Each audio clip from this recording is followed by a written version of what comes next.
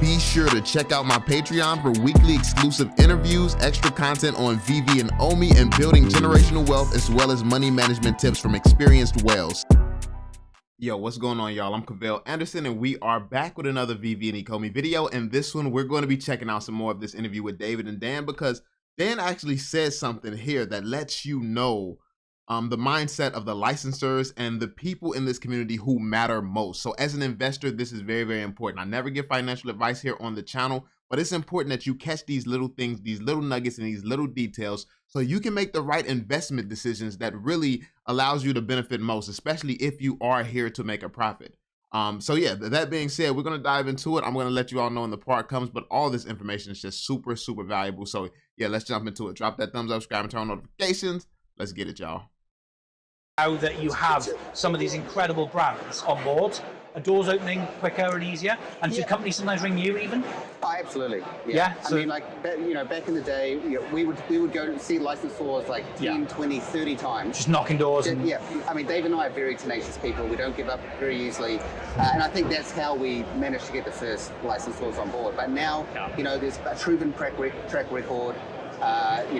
They see that this space is going to work and they want to move into it. Did you just hear that? They see that this space is going to work and they want to move into it. So that means that the licensors, they're signing on board. So while you have a whole narrative being spun right now because of all these trash NFT projects, you have a narrative being spun that, oh, the NFT boom is over with. It was a point in time and it's over with. Do you think that the biggest brands in human history are moving into a small pump, a small boom, and that's just it? No, they're not being sold on. They're not saying, yo, look at this NFT. It's sold for $60 million or something. They're not being sold on that. That's one $60 million day. While yeah, that would be beneficial for a lot of companies if they can get a sale like that. That's not long term enough for some of these brands and some of the IP that Veve are bringing on board, which means that they see bigger potential. They see longer term benefits to being on the blockchain. They see the full vision of what Veve is offering. And when Veve is pitching these things, we've already heard Alcon. We've heard him say things like, through the app you can market to children, or I don't know if he said exactly market to children. He might have said that's what you can't do, but I mean you can put certain advertisements there. You can advertise for brands. You can have your products in stores. The whole Veveverse, like you've heard David, you talk about the fact that they want to go heavy on land, and all of this stuff is going to benefit the NFTs and the entire ecosystem. The metaverse is going to change how business is done in the future, and these companies want in on this. So while you have the investors out here, especially the people who got paper hands, you have these people out here thinking so short term and thinking so right now. These bigger licenses are thinking about what's going to be coming in the future and seeing how this space is going to develop and getting painted a clear vision from Veve. And this is why they're securing the big brands, because they have the clearest vision to where they're going to go, and not just a quick, oh, we're a trendy NFT project, because there's a lot of trend NFT projects. Let's see what company is most suited to stand the test of time. And I think that the licensors are already telling you what company that is. Like I know for a fact the licensors are already telling you what company that is, because there's not many of these licensors out here going other places. They are sticking with the team that has the vision, had the vision before everyone else, and is executing their plan at a rate that has never been seen before. You can be convinced by people in the community that Veve is doing a horrible job because these people are upset and emotional because they want to get rich overnight. The fact of the matter is, in a space that moves at snail speed, such as licensing, they have gained a lot of licenses too quick. And then not just gaining, this is not like you're gaining licenses for something that already existed. You're convincing the biggest brands in the world that some new technology that's never existed before is worth them putting their invaluable brands on this blockchain and trusting you with it so you can build something around it. Like, what Veve is doing is nothing short of amazing. And then the tech challenges, yes, tech is their weakest area, but they are getting better with that. They're getting stronger with that. And every team can't be good at everything. And I don't know why people expect them to, but what they're good at, and why I've always had the utmost faith in Veve, is they're good at closing deals. If you can convince Disney, I believe that you can convince the best developers and engineers in the world to build something for you. If you can convince Disney, DC, Marvel, if you can convince all the biggest brands in human history to partner with you, you gonna convince the developer. If you really want the best top-notch developers and engineers on your side, you can easily convince them. Like Disney, those are the type of brands that you like. When you see them do the impossible, you realize nothing is impossible at that point. And this is the mindset I feel like you need to have as an investor, and you need to really start looking at it for what it is. This is nothing short of amazing what they're doing, man. But anyway, let's continue. Amazing. And obviously, we share a big vision with our license partners, or just go straight into it. We share a big vision. They share the same vision. They share the same vision. Obviously, each partner, each licensor has different goals and objectives that they're looking to obtain, but their vision somewhat aligns with Veve's, and they clearly they're sticking with Veve. They've come to Veve. I mean, look around the app. So I know it's easy to be bearish and with everything going to shit around you, especially if you're super passionate like me. I've taken more than a step back away from looking on the Veve app and stuff like that all the time. I've chosen to educate myself in other areas, continue to make my money through other avenues and things like that, because it's important sometimes that you don't get too consumed when something's not changing. Like it's not the circumstances are not going to change in the world, which means that it's probably not going to change in the market. But this is great. We have great chill downtime to let Veve develop and create something amazing like they have been doing from day one. As long as you're looking at stuff, expecting stuff weekly still, that's crazy. And I mean, I love the passion. I love the people who are passionate enough to want something weekly. But realistically, I guess because I come from a development background, talk to people in licensing and stuff all the time, I realize that this stuff takes a long time. It takes forever. So yeah, I'm not expecting anything anytime soon, but yeah. vendors, I call them. And we are learning as we go. Yeah. And I mean, this is an ongoing building process. We're learning as we go. This is an ongoing building process. I mean, they answer everything that needs to be answered right here. They're learning as they go, and it's an ongoing building process. People get so scared and nervous that some company is ahead of them. Who? Where? Like, list one, name one. Because all the competitors I see is mentioned in Veve. Well, I haven't heard Veve mention anybody like that. Like, Veve don't be mentioning people. You hear Gary V forced to talk about Veve. You hear Quid forced to talk about Veve. Recur forced to talk about Veve. Everyone is forced to talk about Veve. Why? Because everyone knows who the giant is in this space and who is in the best position to win. The only ones who's delusional about who's at the top in the lead by far, the only ones who's delusional is Veve's fans and people who are biased into other NFT projects. Like the whole, interoperability is king, blah, blah, blah. Yes, because the interoperability that you want, that's not a whole process to put that into an IP that was worthless to begin with. When you're taking the biggest IP in human history, it's more of a process to put interoperability, to get okays on interoperability for that, because it's actually something valuable.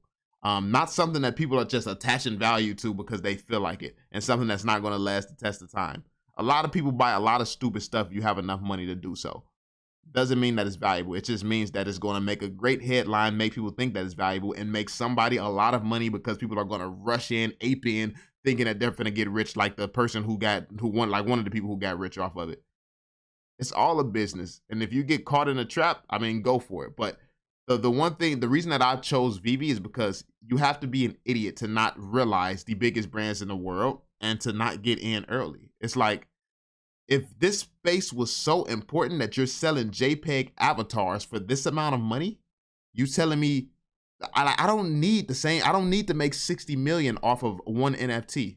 If I can get anywhere near what some of these other NFT projects has done, and Veve's planning a metaverse, they're planning all these different things, different forms of utility.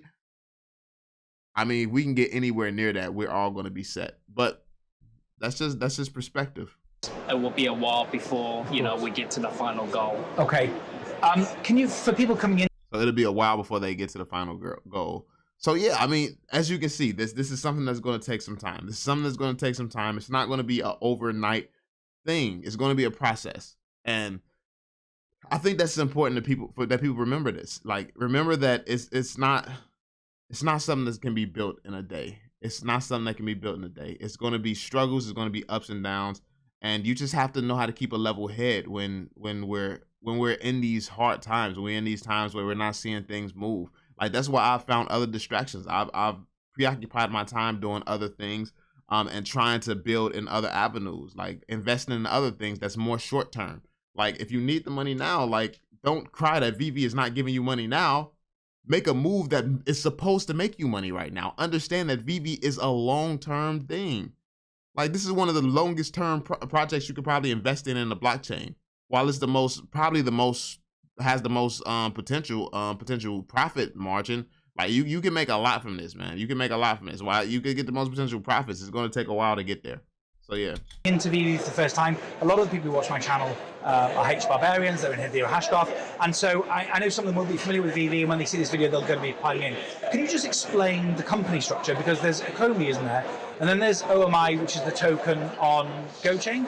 And then there's Veve, which is the app. Is that right? Is that the correct structure? Yeah, that is correct. Yeah, but OMI is on Ethereum. Right. Now. Okay. Yeah, so it's an ERC20. Okay, it's an ERC20. So basically, Veve is the app that you know it, the digital collectible app, and then Ecomi is the underpinning tokenomics of the product. Okay, now, this is the engine of the... Exactly, yeah. So every time you spend gems in the app, there's some kind of tokenomic mechanism happening in the background.